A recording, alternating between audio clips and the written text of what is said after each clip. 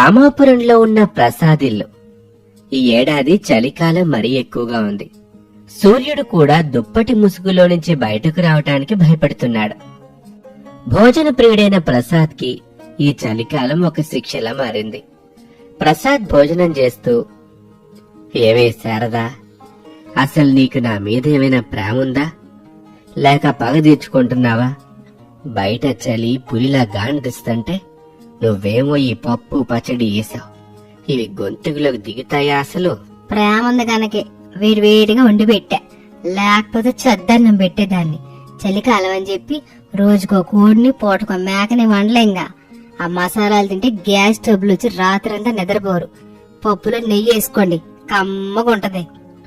నాకు కమ్మగా వద్దు, ఘాటుగా కావాలి. నా నాలుక చచ్చుబడిపోయింది శారదా. దానికి ప్రాణం పొయ్యాలంటే మంచి చికెన్ ముక్క పడాల్సిందే. రమేషు, సురేషు, ఒరే అరుణు, మీరైనా చెప్పండ్రా మీ అమ్మకి. రమేష్, సురేష్, అరుణ్ ఆఫీస్ నుంచి లంచ్ కి వచ్చారు. వాళ్ళు కూడా చలికి వణుకుతూ డైనింగ్ టేబుల్ దగ్గర కూర్చున్నారు. నాన్న, అమ్మ మాట వినాల్సిందే. నిన్ననే కదా మటన్ తెచ్చుకున్నాం, ఈరోజు పప్పుతో సర్దుకుపోదాంలే. ఆఫీస్ లో క్యాంటీన్ కూడా బంద్ చేశారు. అవునన్న, అయినా ఈ చలికి చికెన్ షాప్ కి వెళ్లే ఓపిక ఎవరికీ లేదు. అక్కడ క్యూలో నిలబడాలంటే కాళ్ళు గడ్డ కట్టుకుపోతాయి. నాకు మాత్రం ఏదో వెల్తిగా ఉంది. అంజలి, కనీసం మసాలా ఆమ్లెట్ అయినా వేయచ్చు కదా. అబ్బా అరుణ్, ఇప్పుడు నేను వంటింట్లోకి వెళ్ళి ఆ ఫ్రిడ్జ్ లో ఉన్న చల్లటి గుడ్లు తీసి వాటిని పగలగొట్టి ఉల్లిపాయలు కోసి, నా వల్ల కాదు బాబోయ్. చలికి నా చేతులు గడ్డగట్టుకుపోయాయి. మొన్న తినేసి పడుకోండి. చూసారా కోడలకి ఎంత బద్ధకము. తింటే తినండి, లేకపోతే లేదు. నేను వెళ్ళి పడుకుంటా. అందరూ అయిష్టంగానే అన్నం తింటూ ఉండగా అనామిక ఒక చిన్న పింగాణి గిన్నె పట్టుకుని బయటకు వస్తుంది. అరెరే, ఏంటా వాసన? స్వర్గం నుంచి వస్తున్నట్టుంది. అనామిక, ఏంటమ్మా గిన్నెలో ఉండింది? మామయ్య గారు, ఇది చికెన్ పచ్చడి. మన అమ్మ వాళ్ళ ఊరు నుంచి పంపించిన స్వచ్ఛమైన మసాలాలతో నిన్న మిగిలిన బోన్లెస్ చికెన్ తో చేశాను. ఇప్పుడు బాగానే ఊరింది. ఈ చలికాలంలో వేడివేడి అన్నంలో ఇది వేసుకొని తింటే జలుబు దగ్గు అన్ని పారిపోతాయి. చికెన్ పచ్చడా ఎప్పుడు చేసావమ్మా? నా చెప్పనే లేదు. నిన్న నిద్రపోయి చేసావా? అవునత్తయ్య, నిన్న రాత్రి అందరూ పడుకున్నాక చేశాను. మామయ్య గారు చలికి సరిగ్గా తినలేకపోతున్నారని బాధేసింది. ఇక అనామిక అందరి ప్లేట్లలో ఒక స్పూన్ చికెన్ పచ్చడి వేస్తుంది. ప్రసాద్ ఒక ముద్ద నోట్లో పెట్టుకుని, ఆహా, ఓహో, అద్భుతం, అమోఘం. శారదా, నీ పప్పు పక్కన పెట్టు. అమ్మా అనామిక, ఇంకొక్క గరిటెడయ్యమ్మా. ఆ కారం, ఆ వెల్లుల్లి రుచి, అబ్బా, నా నాలికి ప్రాణం వచ్చింది. చలంతా ఎక్కడికి ఎగిరిపోయిందమ్మా. వావ్ అక్క, నిజంగా సూపర్ గా ఉంది. నేను చాలా స్టార్ హోటల్స్ లో చికెన్ పిక్కలు తిన్నాను, కానీ ఇంత టేస్ట్ రాలేదు. ఇందులో ఏం వేసావు? ఆయిల్ కూడా చాలా ఫ్రెష్ గా అనిపిస్తోంది. అక్క, నాకు కూడా ఇంకో ముక్క వెయ్యి. నాకు వంట చేయడం బద్ధకమే, కానీ ఇది తినడానికి ఎంత దూరమైనా నడుచుకుంటూ వస్తా. ఇది ఉంటే నాకు ఇంకేం కూరలు వద్దు. రోజుకి 3 పూట్ల ఇదే తింటా. నా భార్య చేతి వంట అని చెప్పటం కాదు గాని నిజంగానే ఇది వేరే లెవెల్లో ఉందన్నమిక. నీ చేతిలో ఏదో మ్యాజిక్ ఉంది. వదినా, ఈ పచ్చడికి బయట మంచి డిమాండ్ ఉంటుంది తెలుసా? మా ఆఫీస్ లో లంచ్ బాక్స్ తెచ్చుకునే వాళ్ళు ఇలాంటి దానికోసం ఎగ్గబడతారు. అవును, మన ఊర్లో చాలా మందికి నాన్ వెజ్ పిచ్చి, కానీ పచ్చడి పెట్టడం అందరికీ రాదు. ఇదంతా ఒక ఆర్ట్. అరుణ్, సురేష్ అన్న మాటలు విని అవని మెదడులో ఒక వ్యాపార ఆలోచన మొదలైంది. అందరూ తినిలేచాక అవని అనామిక, అంజలిని రహస్యంగా తన గదికి పిలిచింది. అంజలి ఇంకా పచ్చడి రుచిని గుర్తు చేసుకుంటూ ఉంది. అక్క, అంజలి, సీరియస్ గా వినండి. ఈ చలికాలంలో అందరికి నోరు చప్పడిపోయి ఇలాంటి ఘాటైనవి తినాలని ఉంటుంది. మనం ఈ చికెన్ పచ్చడిని బిజినెస్ గా మారుద్దాం. బిజినెసా అంటే మనం పచ్చడి అమ్మాలా? నా వల్ల కాదు బాబోయ్. కిలోల కొద్దీ చికెన్ ఎవరు కడుగుతారు? ఆ వెల్లుల్లి ఎవరు ఒలుస్తారు? ఆ నూనె వాసన నాకు పడదు. అవని ఆలోచన బాగుంది, కానీ మనల్ని చూసి ఊళ్ళో వాళ్ళు నవ్వరా? శారదా కోడళ్ళు పచ్చళ్ళు అమ్ముతున్నారట అని మన మామయ్య గారి పరువేం అవుతుంది? పరువు గురించి పక్కన పెడితే లాభం గురించి ఆలోచించండి. నవ్వే వాళ్ళు నవ్వుతారక్క. రుచి చూశాక వాళ్ళే క్యూలో నిలబడతారు. డబ్బులు వచ్చాక ఆ నవ్వే వాళ్ళే నోరు మూసుకుంటారు. నీ చేతి రుచికి మన ఊర్లో తిరుగులేదు. మనం శారద గారి కోడల చికెన్ పచ్చడి అని బ్రాండ్ పెడదాము. పేరు బాగుంది కానీ పని మాట ఏంటి? నేనైతే చేయను. అంజలి, నువ్వు సోమరిపోతువని తెలుసు, కానీ వచ్చే లాభంతో నువ్వు ఆన్లైన్ లో నచ్చిన బట్టలు, మేకప్ సెట్ కొనుక్కోవచ్చు. నేను లెక్కేశాను, కిలో మీద కనీసం 300 లాభం వస్తుంది. రోజుకి 10 కిలోలు అమ్మితే 3000, నెలకి 90,000. ఇక నీ వాట 30,000. 30,000? నిజంగానా? అయితే ఓకే. కానీ నేను కటింగ్ క్లీనింగ్ చేయను, కేవలం ప్యాకింగ్ టేస్టింగ్. ఇంకా కావాలంటే క్యాషియర్ గా ఉంటాను. సరే, నేను వంట చేస్తాను, అది నాకు ఇష్టమే. అవని, నువ్వు మార్కెటింగ్ లెక్కలు చూసుకో. కానీ పెట్టుబడి చికెన్, నూనె, మసాలాలు అవి కొనాలి కదా. మన భర్తల దగ్గర 5,000 అడుగుదాము. లాభం వచ్చాక వడ్డీతో సహా తిరిగిచ్చేద్దాము. అలా ముగ్గురు కోడళ్ళు ఒక ఒప్పందానికి వచ్చారు. సాయంత్రం అందరూ హాల్లో కూర్చున్నప్పుడు ఈ ప్రపోజల్ పెట్టారు. ప్రసాద్ ఆ పచ్చడి రుచి ఇంకా మర్చిపోలేదు కాబట్టి వెంటనే ఒప్పుకున్నాడు. కొడుకులు మొదట సంశయించిన భార్యల ఉత్సాహం చూసి సరే అన్నారు. ఇక మరుసటి రోజు మార్కెట్ నుంచి 10 కిలోల చికెను, 5 కిలోల వేరుశనగ నూనె, కిలోల కొద్దీ వెల్లుల్లి, ఎండుమిర్చి, మసాలాలు తీసుకుని ముగ్గురు కోడళ్ళు ఇంటికొచ్చారు. వాళ్ల ఇంటి పెరడు ఒక చిన్న వంటశాలలాగా మార్చేశారు. రమేష్, సురేష్, అరుణ్ ముగ్గురు సహాయం చేస్తున్నారు. అమ్మా అనామిక, నూనె కాస్త ఎక్కువ పడుతుంది, జాగ్రత్త. పచ్చడి నిల్వ ఉండాలిగా. అంజలి, నువ్వు వెల్లుల్లిపాయలు ఒలిచావా నిద్రపోతున్నావా? అంజలి వెల్లుల్లిపాయలు ఒలుస్తూ, వలుస్తున్నాను అత్తయ్య, కానీ నా గోళ్ళే మండిపోతున్నాయి. ఈ చలికి వెల్లుల్లి తొక్కలు రావట్లేదు. అరుణ్, వచ్చి కాస్త హెల్ప్ చేయొచ్చు కదా. నీది జిమ్ బాడీ కదా, ఈ చిన్ని పాయలు వలవలేవా? ఇది మీ బిజినెస్ అంజలి, అయినా వెల్లుల్లి వాసన వస్తే జిమ్ లో బాగోదు. ఓహో, నీకు వాసన వస్తుందా? రాత్రి పచ్చడి తినేటప్పుడు రాలేదా వాసన? రారా బాబు ప్లీజ్. అంజలి, ఫాస్ట్ గా చెయ్యి. నిన్నప్పుడే మన వాట్సాప్ గ్రూపుల్లో, ఫేస్బుక్ లో స్టేటస్ పెట్టేశాను.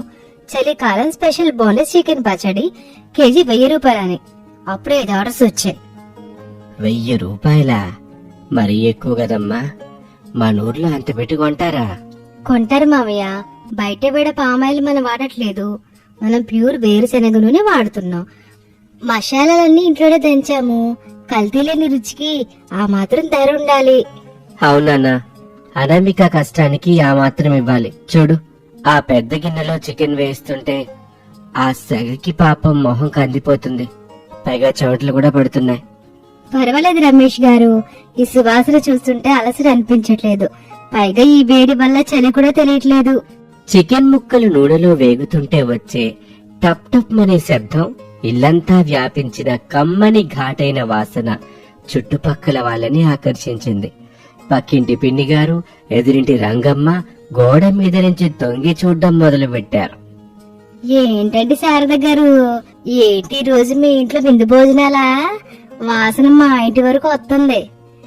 వింది కాదులే రంగమ్మ, నా కోడలు చికెన్ పచ్చడి చేస్తున్నారు, అమ్ముదామని. కావాలంటే చెప్పు, ఓసేసా పంపిస్తారు. ఊరికే కాదులే, డబ్బులు ఇవ్వాలి. అమ్మకానికా? అయితే నాకు ఒక 1/2 కిలో పంపించండి. మా ఆయన ఎప్పటి నుంచో అడుగుతున్నారు. బయటకుంటేనేమో ఏం కలుపుతారని భయము, మీరైతే నమ్మకము. పైగా అనామిక చేతి వంట అంటే ఆ మాత్రం రుచి ఉంటది. చూసావక్క, మన ఫస్ట్ ఆర్డర్ మనం అడగకుండానే వచ్చింది. రంగమ్మ గారు 1/2 కిలో చికెన్ 500 రూపాయలు. సాయంత్రం రెడీ అవుతుంది. అమ్మయ్యా, అయితే నా కష్టం వృధా పోలేదు. 500 వచ్చేసాయి. సాయంత్రం వరకు పచ్చడి తయారైంది. అవని, ముందు మావయ్య గారికి ఒక చిన్న గిన్నెలు తీసి పక్కన పెట్టు. ఆయన ఎప్పుడెప్పుడు తిందామా అని ఇటువైపు చూస్తున్నారు. అలాగేనక్క. మొత్తం 15 సీసాలు అయ్యాయి. ఇందులో 8 ఇప్పటికే ఆన్లైన్ లో బుక్ అయిపోయాయి. మిగతావి ఎవరు కొంటారు? మన కంపెనీ ఎత్తున పెట్టుకుని వెళ్ళమ్మాలా? మీరెక్కడికి వెళ్ళక్కర్లేదు, నేను ఆఫీస్ లో చెప్పాను. నా కొలీగ్స్ ఒక 4 వస్తున్నారు కొనటానికి. నేను కూడా జిమ్ లో ఫ్రెండ్స్ కి చెప్పాను. ప్రోటీన్ రిచ్ ఫుడ్ అని చెప్పగానే ఎగబడి వస్తున్నారు. ఇంతలో ఇంటి గేటు దగ్గర ఒక పెద్ద ఇన్నోవా కార్ వచ్చి ఆగుతుంది. అందులో నుంచి ఒక వ్యక్తి హడావిడిగా దిగుతాడు. అతను ఆ ఊరి పెద్ద మనిషి భుజంగం గారి మనిషి. నమస్కారం ప్రసాద్ గారు. నమస్కారం అండి. రండి. ఏంటి ఇలా వచ్చారు? ఏమైనా సమస్య? సమస్య కాదు సార్, పరిష్కారం కోసం వచ్చాను. భుజంగం గారికి ఎవరో చెప్పారు మీ ఇంట్లో చికెన్ పచ్చడి చాలా బాగుంటుందని. ఆయనకి రోజు నోరు బాగోలేదట. నాన్ వెజ్ పచ్చడి కావాలని పట్టుబట్టారు. ఓ 2 కిలోలు కావాలి, చాలా అర్జెంట్. భుజంగం గారా, అక్క మన పచ్చడి వాసన పంచాయతీ ఆఫీస్ వరకు వెళ్ళిపోయిందా? నేను ప్యాక్ చేస్తా. అంత దూరం వెళ్తుందో తెలియదు గాని భుజంగం గారికి నచ్చితే చాలు. అవని 2 పెద్ద సీసాలు ప్యాక్ చేయి, లీక్ అవ్వకుండా చూడు. డబ్బులు తీసుకోకండి అమ్మా, భుజంగం గారిగా మనకేదైనా పని పడితే సాయం చేస్తాడు. లేదమ్మా, భుజంగం గారు కోప్పడతారు. కష్టానికి తగిన ప్రతిఫలం ఇవ్వాల్సిందే. ఇదిగోండి డబ్బులు. పచ్చడి బాగుంటే మళ్ళీ ఆర్డర్ ఇస్తాం. ఇక ఆ రోజు సాయంత్రానికి మొత్తం పచ్చడి సీసాలు అమ్ముడైపోయాయి. ఇంకా కొనటానికి జనం వస్తూనే ఉన్నారు. అయిపోయింది, రేపు రండి అని చెప్పలేక కోడళ్ళు సతమతమయ్యారు. మొదటి రోజు లాభం చూసి అందరి కళ్ళల్లో ఆనందం వెలివిరిసింది.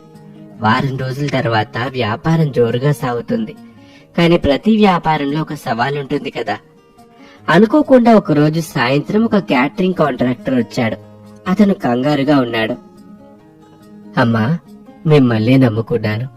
రేపు ఉదయం ఊర్లో ఒక పెద్ద ఎంగేజ్మెంట్ ఉంది. 500 మందికి భోజనాలు. నా వంట మనిషి సడన్ గా పారిపోయాడు. నాన్ వెజ్ ఐటమ్స్ ఏమీ రెడీ కాలేదు. అయ్యో, మరి మేమేం చేయగలమండి? నాకు రేపు ఉదయానికి 100 కిలోల చికెన్ పచ్చడి కావాలి, చాలా అర్జెంటు. రేటు ఎంతైనా నేనిస్తాను. అడ్వాన్స్ ఇప్పుడే తీసుకోండి. కాంట్రాక్టర్ జేబులో నుంచి 10,000 రూపాయల కట్ట తీసి బల్ల మీద పెట్టాడు. 100 కిలోలా? 10,000 అడ్వాన్సా? అక్క ఒప్పేసుకో, ఇలాంటి ఛాన్స్ మళ్ళీ రాదు. అంజలి ఆలోచించు. 100 కిలోలంటే మాటలు కాదు. రాత్రి అంతా నిద్రపోకుండా చేయాలి. మన దగ్గర అంత పెద్ద పాత్రలు కూడా లేవు. మనం చేయగలమక్క, మన భర్తలున్నారు కదా. ప్లీజ్, ఇది చేస్తే మన బ్రాండ్ ఊరంతా తెలుస్తుంది. అనామిక, మీరు వంట చేయండి. నేను, సురేష్, అరుణ్ చికెన్ తీసుకురావటం, కడగటం, ప్యాకింగ్ చూసుకుంటాం. మనం ఈ ఛాలెంజ్ ని ఖచ్చితంగా తీసుకోవాలి. సరే, అయితే పని మొదలు పెడదాం. ఆ రాత్రి ఆ ఇల్లు ఒక యుద్ధ క్షేత్రంలా మారింది. 100 కిలోల చికెన్ తెచ్చారు. ఒక పక్క రమేష్ చికెన్ కడుగుతుంటే సురేష్ ఆరబెడుతున్నాడు. అరుణ్, ప్రసాద్ వెల్లుల్లి ఒలుస్తున్నారు. శారద మసాలాలు దంచుతుంది. ఇక రాత్రి 2 గంటలవుతుంది. అందరూ అలసిపోయారు. అంజలి నిద్రమత్తులో తూలుతోంది. అక్క, నా వల్ల కాదు, నేను పడుకుంటాను. కళ్ళు మూసుకుపోతున్నాయి. లే అంజలి, ఇప్పుడు పడుకుంటే రేపు ఉదయం డెలివరీ ఇవ్వలేం. కాంట్రాక్టర్ పరువు పోతుంది, మన పరువు పోతుంది. కాఫీ తాగు. కాఫీ వద్దు, నాకు నిద్రే కావాలి అని అంజలి సోఫాలోనే పడుకుండిపోయింది. పోనీలేవే, దాని వాటలో డబ్బులు కట్ చేద్దాం. మీరు పని కానియండి. అప్పుడే మంట ఆగిపోతుంది. అయ్యో, గ్యాస్ అయిపోయింది. ఇంకా 20 కిలోలు వేయించాలి. ఇప్పుడు సిలిండర్ ఎక్కడ దొరుకుతుంది? మన దగ్గర స్పేర్ లేదు. పక్కింటి వాళ్ళు అడుగుదామా? అర్ధరాత్రి పూట ఎవరిని లేపుతాము? ఒక పని చేద్దాం. పెరట్లో కట్టెల పోయింది కదా, దాని మీద చేద్దాం. ఈ చలిలో బయట వంట చేయాలా? అనామికకి జ్వరం వస్తుంది. పర్వాలేదు రమేష్ గారు, ఆర్డర్ ముఖ్యం. పదండి. ఆ చలి రాత్రి పెరట్లో కట్టెల పొయ్యి మీద అనామిక, అవని, రమేష్లు మిగిలిన చికెన్ పచ్చడి చేశారు. మంట వెచ్చదనం వారి సంకల్పం ముందు చలి ఓడిపోయింది.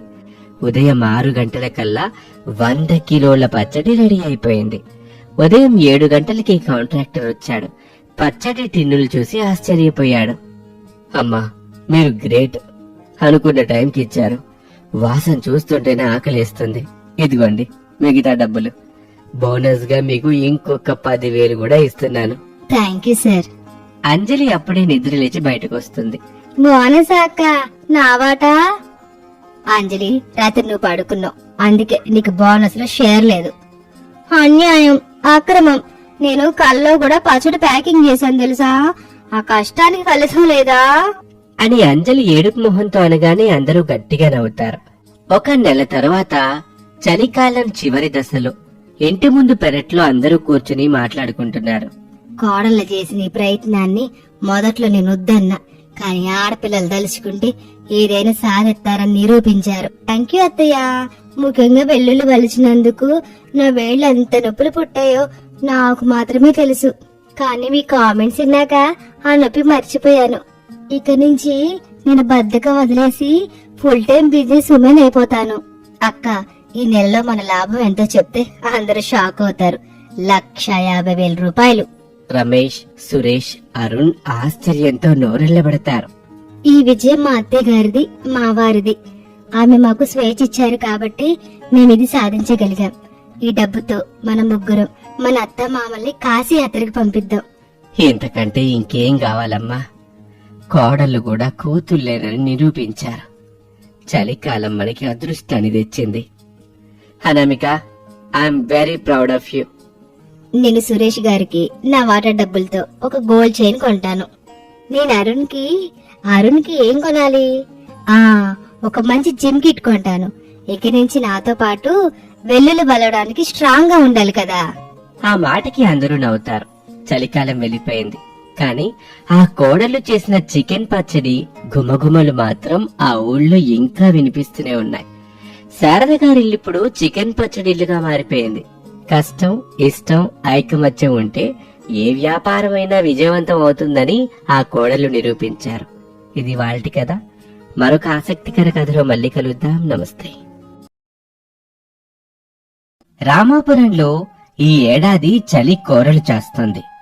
అదే రామాపురం గ్రామంలో ప్రసాద్, శారద దంపతులు, వారి కొడుకులు, కోడళ్ళు రమేష్, అనామిక, సురేష్, అవని, అరుణ్, అంజలితో కలిసి నివాసముంటున్నారు. శారదా ప్రసాద్ల ఇంట్లో ఎప్పుడూ కలిసిమెలిసి ఉండే కోడళ్ల మధ్య ఈ చలికాలం ఒక చిన్న యుద్ధానికి తెరలేపింది. దానికి కారణం చలికాలంలో ఇంటి పనులు ఎవరు చెయ్యాలి అనే ప్రశ్న. ఒకవైపు బాధ్యత గల పెద్ద కోడలు అనామిక, మరోవైపు బద్ధకానికి బ్రాండ్ అంబాసిడర్లుగా మారిన అవని, అంజలి. ఓ ఉదయం హాల్లో ప్రసాద్ రగ్గు కప్పుకొని కూర్చున్నాడు. శారద ప్రసాద్ పక్కనే నిలబడి ఉంది. యామ్మా కోడల్లో ఎంతసేపు పడుకుంటారు? తెల్లారిపోయింది. ఈరోజు సంక్రాంతికి పిండి వంటలు మొదలెట్టాలి. లేవండి తల్లి. అప్పటికే అనామిక స్నానం చేసి నుదుట బొట్టుతో వంటింట్లోకి వచ్చింది. అత్తయ్య, నేనెప్పుడో లేచాను. కాఫీ రెడీగా ఉంది. మామయ్య గారికి మీకు తీసుకురమ్మంటారా? నువ్వు లేచావు సరే, ఆ మిగతా ఇద్దరు మహారాళ్ళ సంగతి ఏంటి? వాళ్ళిద్దరు లేస్తేనే కదా ఇంట్లో పని మొదలయ్యేది. ఒక్కదానివని ఎంత కష్టపడతావు? నేనిప్పుడే వెళ్లి పిలుస్తానులే అత్తయ్య. అనామిక వెళ్లి అవని, అంజలి గది తలుపులు కొట్టింది. చాలాసేపటికి ఇద్దరూ నిద్రమత్తులో బయటకొచ్చారు. తొందరగా రండి, అత్తయ్య గారు పిండి వంటలు చేయాలంటున్నారు. ఏంటక్క పొద్దున్న గొడవ? బయట చూడు మంచి ఎలా వస్తుందో. ఈ చలిలో పిండి వంటలేంటి? మనం ఆన్లైన్ లో ఏదో ఒకటి ఆర్డర్ చేసుకోవచ్చు కదా. అవునక్క, నా చేతులు చలికి ముద్ద మారిపోయాయి. ఇప్పుడు నేను పిండి కలిపితే ఆ పిండి రాయిలా మారుతుంది తప్ప అరసేలు రావు. ఏం మాట్లాడుతున్నారు? పండక్కి ఆన్లైన్లో తెచ్చుకుంటారా? సిగ్గుగా లేదు? అనామిక ఉదయాన్నే నుంచి స్నానం చేసింది, మీరేమో ఇంకా మొహాలు కూడా కడుక్కోలేదు. అత్తయ్య, అనామిక అక్కకి చల్లంటే ఇష్టమేమో, మాకేమో చల్లంటే భయం. మా వల్ల కాదు. ఈ పిండి వంటల ప్రోగ్రామ్ ని క్యాన్సిల్ చేయండి. ఇదిగో, మీ ఇద్దరికి బద్ధకం ఎక్కువైంది. అత్తయ్య గారు ఒంటరిగా కష్టపడుతుంటే మీరు దుప్పట్లలో దాక్కుంటారా? పని చేయాల్సిందే. నువ్వు పెద్దనివి కాబట్టి నీతులు చెప్తావక్క. నువ్వు ఆర్డర్లు వేయడం కాదు, నువ్వు చేసి చూపించు. మా మీద పెద్దలను చెలాయించకండి. నేను చేస్తూనే ఉన్నాను, కానీ ఈ ఇల్లు అందరిది, పనులు అందరూ పంచుకోవాలి. అయితే ఒక పని చేద్దాము, ఒక పోటీ పెట్టుకుందాం. ఏంటమ్మా పోటీ? పొద్దున్నే మొదలెట్టారా? అవును మావయ్య, ఈ చలికాలం పనుల్లో అనామిక వర్సెస్ అవని, అంజలి మేమిద్దరం ఒకే టీము.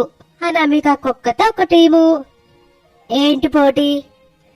ఈ రోజు చేయాల్సిన పనులు: 1, బావిలో నుంచి నీళ్లు తోడి అందరికీ స్నానాలకి వేడినీళ్లు పెట్టాలి.